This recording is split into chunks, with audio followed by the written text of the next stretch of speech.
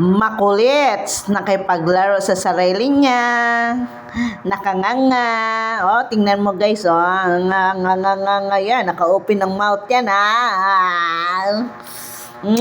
Guys, oh, labas ngipin, oh, pangil niya, oh, nakanganga yan, nakangiti. Smiling fish yan, eh. Yan ang aming noodles, guy. Maligo yan mamaya. Good boy yan. Ayaw lang niya meron ibang tao dito. Gusto niya siya lang. Ngayon, naglalaro among betchok day. Among betchok, naglalaro betchok namin, nod niyan. Among batang pasyaway. Yan siya, guys. I-follow ninyo ako, guys. Noodles Vlog. Oh, saan ba mo makakita asong ganito? Among ero, ang aso namin noong panahon, may tagabantay sa bahay. Ngayong panahon, ang aso na bantayan ng tao.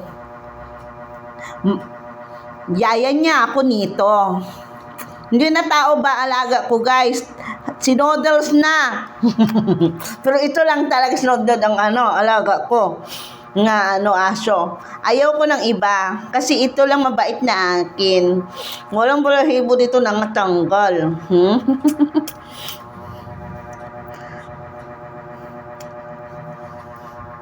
At saka hindi siya mabanchot. Hi guys. No, hindi talaga ako mahilig sa aso, pero ito lang alaga ng alaga ko. Sabi ko, ayaw ko yung buhok nagliparan, ha. Hindi ko yan alagaan. Nung nakita ko na to, okay, inalagaan ko na.